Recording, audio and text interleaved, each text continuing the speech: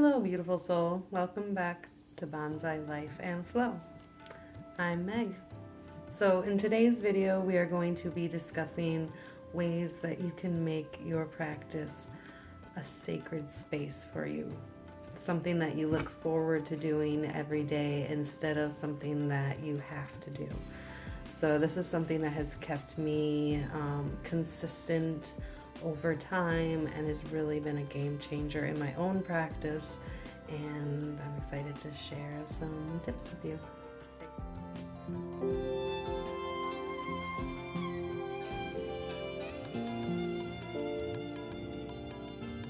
The first thing I like to do is really set the mood or the tone for my practice.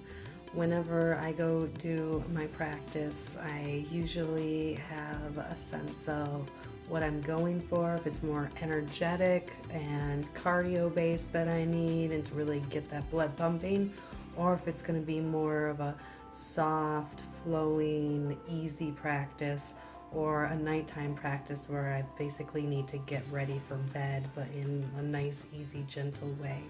So there's definitely a difference in my morning practice to my nighttime practice. I tend to be a little bit more energized in the morning, and I feel a little bit more relaxed and getting ready for bed in the nighttime, because I usually do two different practices, and they can be short and sweet practices. They do not have to be long, lengthy hour practices. You still get a lot of benefit from doing a shorter practice as well. It's better than nothing at all. The second tip is to ritualize your practice. So when I go in for my practice, there's been a lot of times where I don't really feel like going in for my practice, especially at nighttime. I feel like I'm exhausted from the day, and I've just been going, and I just want to sit on the damn couch and relax and just watch Netflix and chill. However, I know that if I just go in there and maybe start my ritual, I can stop it if I want to at any time if I'm really that exhausted, or I can keep on going with it. So usually the first part of what I do is light a candle.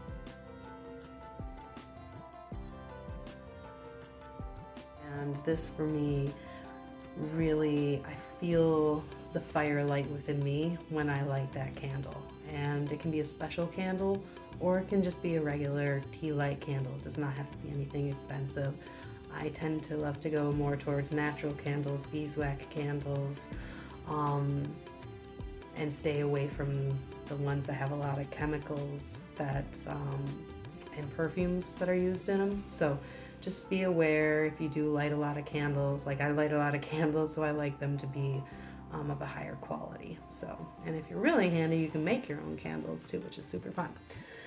But in any case, I like to start by lighting a candle, and from there I can either light a few candles, really starting to feel the energy lift in the room.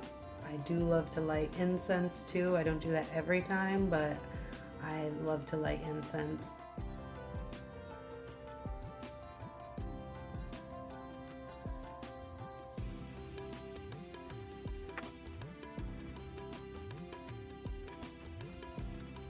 Again, I use very natural grade incense.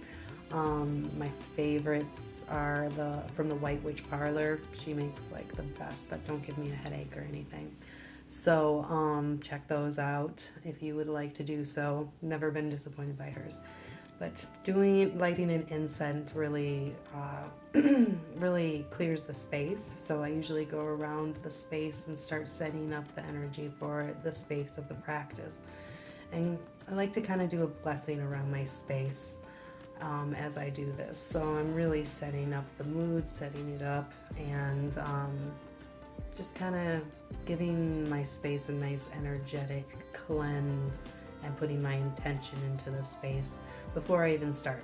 And this only takes moments. It may seem like a lot because I'm talking about it, but it really only takes moments, and it's beautiful and magical, and it really adds an extra layer to the space. You do not have to use incense. If you want to use an essential oil spray, those are wonderful, or an oil diffuser, those are great too, or just no scents at all, that's fine too. As totally fine. Find your own way to start your own ritual. I love to add tea. I always love to make tea and have tea when I'm having my practice as well. But add your own flavor. What do you find that you look forward to? And add that into your ritual to start your practice. Okay, the third tip is to have fun and explore. So really have fun in your practice and try new things. It's good to spice things up and bring some things that you've always been wanting to try into your practice. And these days there is such a plethora of information. If you want to learn anything, you can pretty much go on YouTube and get a few tutorials at least that are free. And then there's way more like online studios and all kinds of things that you can learn from as well.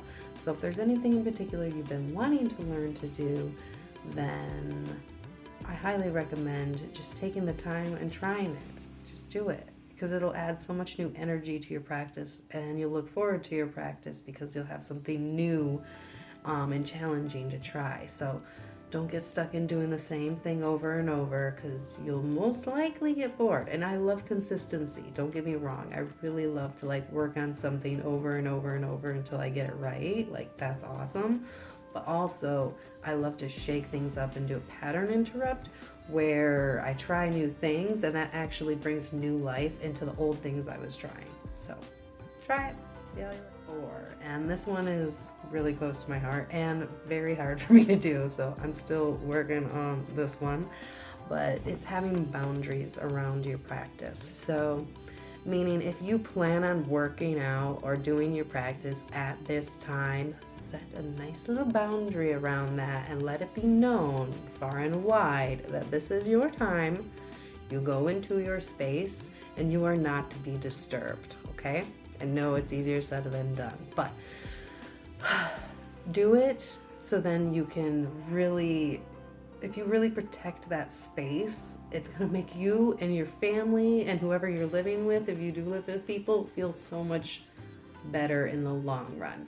Because when you give up that time and you end up getting sucked into all the little things that can take up time, especially if you're a mother, then you end up feeling kind of sad, mad, resentful that you didn't get to do what you wanted and needed to do. So beforehand, before this practice even happens, establish this with your family or with your children or whomever. If you live by yourself, you don't have to worry about this BS. But or maybe your thing is with work. Maybe you need to establish a boundary so you're not working, or you get off of work at a certain time so you can actually get in a practice. So there's other ways that this can come into effect. But either way, guard it. Guard your precious time. Make it a priority, because it is a priority. And not only does filling up your cup help you fill up other cups, just like everyone knows, okay? But also, it's just good to fill up your own cup, right? Like, you don't even need an excuse of helping other people. You can just do something because you need to do it for you and you want to do it for you, and it's okay. So you have permission to take time for yourself. And my times vary, so it doesn't have to be like an hour every night or every day, whatever feels good for you. Maybe it's 2 hours for you, okay? Maybe it's just 15 minutes to a half an hour, but carve out that time and protect it and keep it as a priority, as a sacred priority for you, for your physical health, your mental health, and your spiritual health. So I hope that this list helped you, and I hope you can develop a sacred practice that you really love to return to over and over, and expect it to evolve and change over time, and that's the beauty of it. And I hope you enjoy. Have a magical day. Bye.